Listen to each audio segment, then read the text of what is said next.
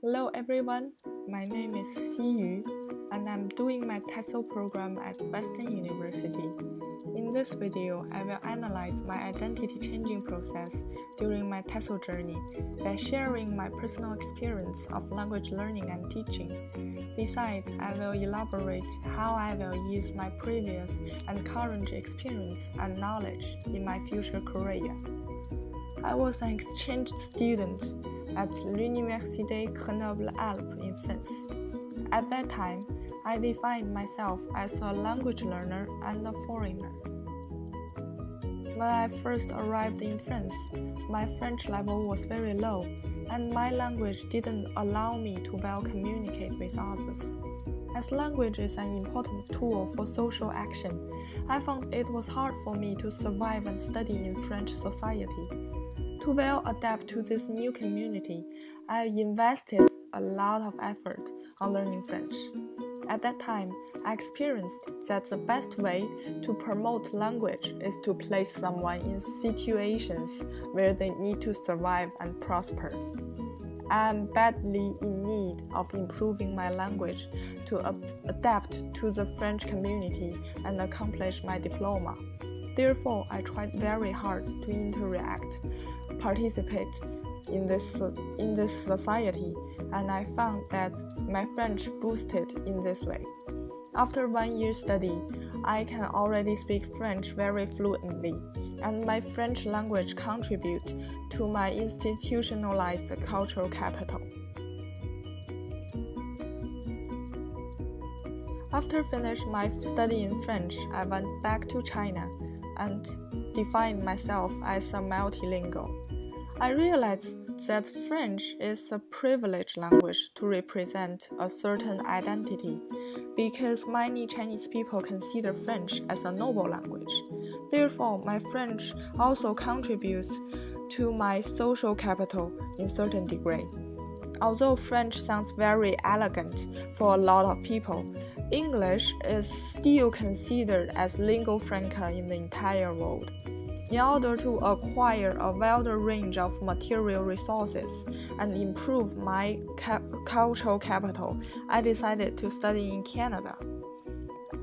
As there are 2 official languages in Canada, I expected that I could learn both French and English better during my academic experience in Canada. I chose TESOL program at Western University because I'm interested in both linguistic and educational field, and I know the power and privilege that a language can bring to a person. From the beginning of my TESOL program, I began to enjoy the power distribution in Canadian classroom because Canadian instructors usually apply collaborative instruction instead of coercive instruction. At this point, instructor and students should both make efforts in order to well finish the course. As a newcomer in Canada, I felt comfortable in this way because I got more chance to speak out of my voice. Outside the classroom, I attempted to adapt to this new community by learning more Canadian culture. A very interesting thing I found here is that Canadian people is not used to say no. For example, if you go to someone's house for dinner and they ask you if you need more wine, even though you don't need any more, instead of saying no thanks, Canadian will say sure, I will take it later. I think that is a very polite way to express no. Therefore, I changed my way of speaking in certain degree.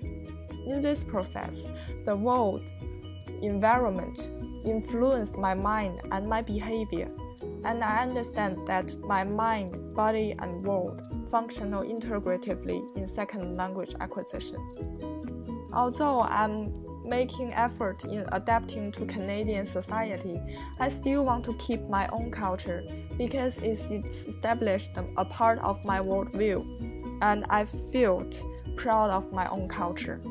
This is also a representative of Canadian culture. In Canadian culture, instead of saying multi-port, we expected the mosaic culture, which means that everyone has their own culture and all those cultures constructed the Canadian culture. As my TESOL journey process, I realized that educational work needs practice, and simply learning pedagogy is insufficient. Therefore, I found a volunteer job at the Theme Valley District School Board in London, Ontario. My job is to assist newcomers' literacy learning and writing. In this classroom, I teach people from many different cultures, and I can feel the cultural diversity in the classroom. Therefore, I demanded myself to be a culturally responsive practitioner to work through implicit bias. In the future, I wish I can be a researcher, an educator, and a multilingual. I would like to continue my academic journey in Canada and make more effort to the applied linguistic field. Besides, I will be an educator. To be specific, I will apply various methodologies based on different theories I learned in TESOL program to help my students to learn English better. I will use both cognitive approach and social culture approaches because they are both effective in language learning. Here, instead of saying a language instructor, I would like to become an educator, which means I want my instructor go beyond the language teaching.